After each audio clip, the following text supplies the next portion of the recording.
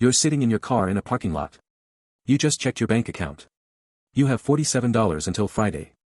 And here's the thing, you don't panic. You don't cry. You just do math. $47. Gas is going to take 18 of that. So you've got $29 for food for 3 days. That's doable. You've done more with less. But here's what you probably don't notice in that moment. While you're doing that math, while you're rationing your week down to the dollar, a completely different calculation just got cancelled in your brain. You were thinking about starting something. A side project. An application for a better position. Maybe you were going to sign up for that certification course you bookmarked 3 months ago. Gone. Not because you decided it wasn't worth it. Not because you lost motivation. Your brain just, quietly, efficiently, without asking your permission, filed it under not now. And not now, if you've ever been broke, has a way of becoming not ever. That thing that just happened. That's not a lack of ambition. That's your brain treating ambition like a threat. And if you've ever wondered why it's so hard to think big when you're barely getting by, it's not because you're broken. It's because your psychology is doing exactly what it was designed to do. It's just that what it was designed to do is keeping you poor. My name is Daniel Gray.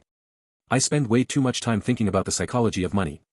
If you're someone who has the ambition, has the ideas, maybe even has the plan, but somehow can't get yourself to act on any of it, and you suspect the answer isn't just, try harder, subscribe and give this a thumbs up if this changes how you think. Because today we're going to talk about something that almost nobody in finance or self-improvement wants to touch. The idea that poverty doesn't kill your ambition. It does something much worse. It trains your nervous system to interpret ambition as a survival risk. And once you see how this works, you won't be able to unsee it. So let's start with what's actually happening in your head. Because this isn't motivational fluff, this is neuroscience. A 2013 study published in Science, not some blog, Science, one of the most prestigious journals in the world, by researchers at Princeton and Harvard found that financial scarcity reduces cognitive function by the equivalent of 13 IQ points. 13. That's the difference between a normal night's sleep and pulling an all-nighter. Just from being broke. But here's what most people miss about that study. It wasn't that poor people are less intelligent. It was that the cognitive load of managing scarcity, the constant math, the constant trade-offs, the mental energy of figuring out which bills to pay and which to ignore, literally hijacks the prefrontal cortex. The same part of your brain responsible for long-term planning, impulse control, and, here it is, ambition. Your brain has a bandwidth problem. And scarcity is hogging the connection. Now, a 2018 study out of the University of Minnesota took this further.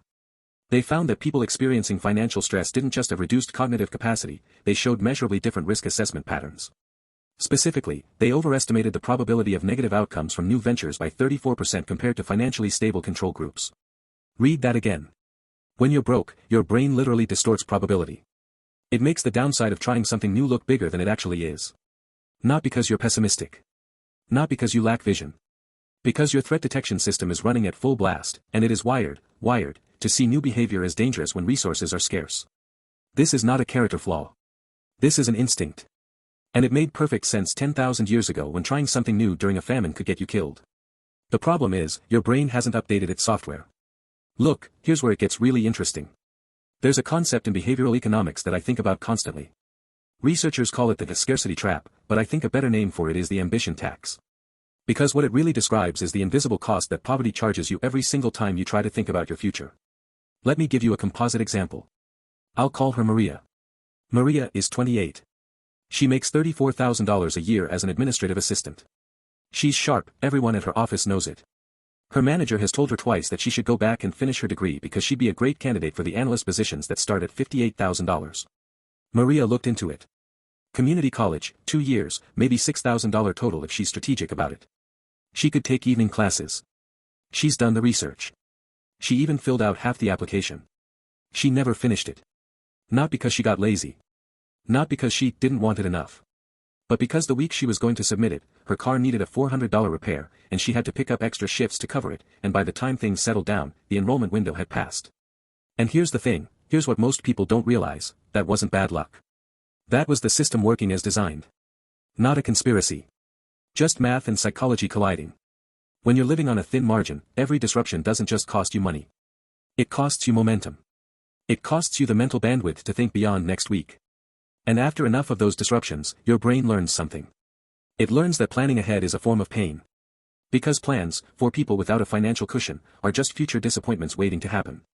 A 2020 paper from the National Bureau of Economic Research confirmed this exact mechanism. They tracked over 12,000 low-income households and found that repeated financial shocks didn't just deplete savings, they systematically reduced what the researchers called future orientation. People stopped making plans. Not because they gave up, but because their brains, having learned that plans get destroyed, stopped investing cognitive resources in making them. That's not learned helplessness in the way most people understand it. That's learned efficiency. Your brain is trying to protect you from wasting energy on outcomes it has calculated are unlikely to survive contact with your financial reality. Let's do some uncomfortable math. Because I think the numbers here tell a story that the psychology alone can't. Remember Maria? She makes $34,000 a year. After taxes, health insurance, and her share of the office parking, she takes home roughly $2,250 a month. Rent takes $1,100. Car payment and insurance, $380. Phone, $65. Groceries, $320. Utilities, $140. Minimum payments on $4,200 in credit card debt from a medical bill 2 years ago, $125. That leaves her with $120 a month. $120 of breathing room between her and crisis. Now, the community college program costs $3,000 per year. That's $250 a month. She's $130 short every single month just for tuition, and that's before books, before the gas to drive to campus, before the meals she'll need on class nights because she won't have time to cook. So the advice Maria gets is, find a way. Cut expenses. Get a side hustle. Make sacrifices. Where? She's already driving a car she can barely afford to maintain. She's already eating $10 worth of groceries a day. The sacrifice people are asking her to make isn't financial. It's neurological.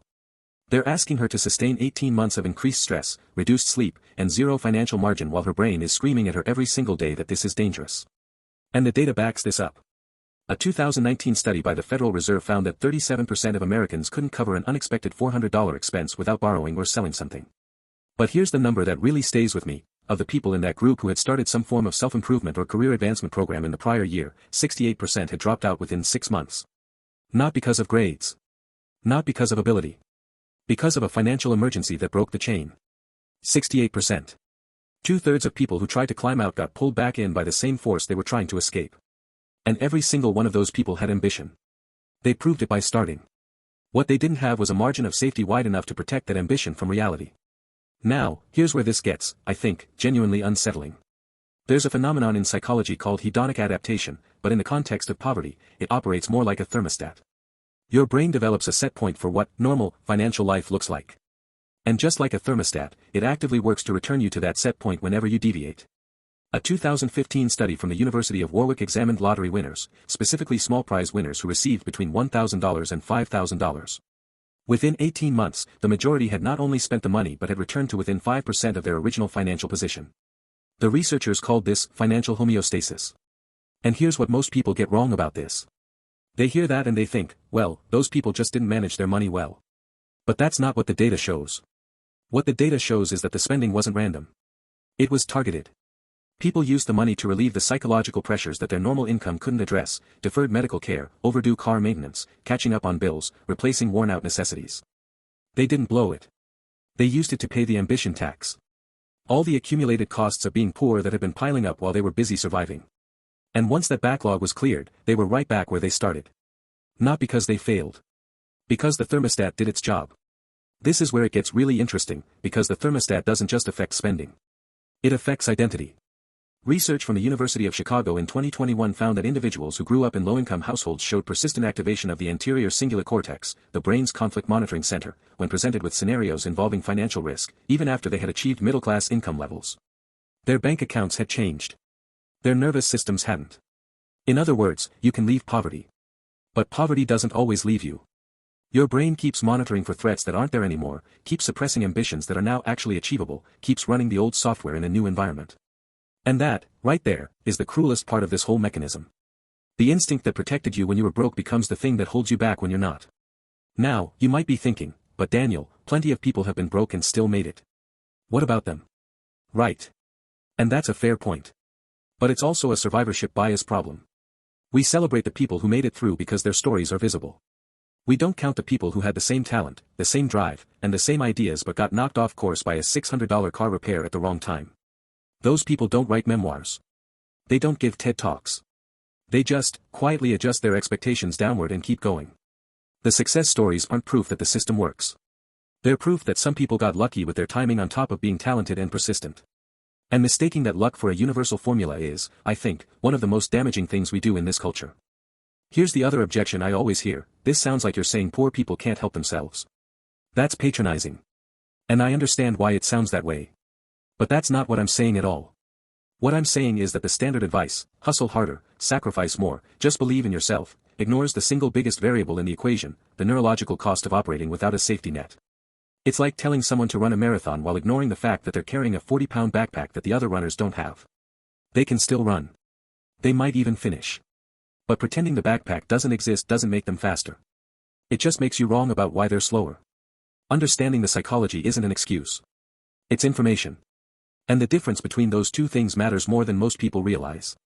So here's where I want to leave you with something that isn't advice, because that's not what I do, but is an observation that I think matters. The brain is plastic. That's not inspirational language, that's neuroscience. The same mechanism that allowed your brain to learn that ambition is dangerous is the same mechanism that can, under the right conditions, teach it something different. Research from the University of Pennsylvania's Positive Psychology Center found that when individuals in financial recovery were given structured, low-risk opportunities to make decisions with positive outcomes, even small ones, even symbolic ones, the overactive threat response in the amygdala began to quiet within as little as 8 weeks. Not motivational speeches. Not vision boards. Actual, repeated experiences of, I took a small risk and it didn't destroy me. That's the pattern interrupt. That's the thing that starts to recalibrate the thermostat. Not thinking different. Doing something small enough that your threat detection system doesn't trigger, and then letting the evidence accumulate.